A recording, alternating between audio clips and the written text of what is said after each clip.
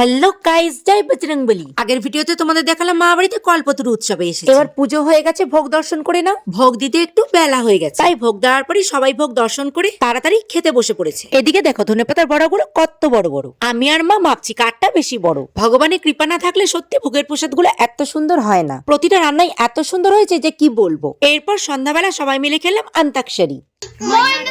ছলকতে চলে রে পিছনে পানে চাই না রে মন্দির কৃষ্ণ মুরারি আনের ভুবন ভরিয়ে দেবার দিয়েছি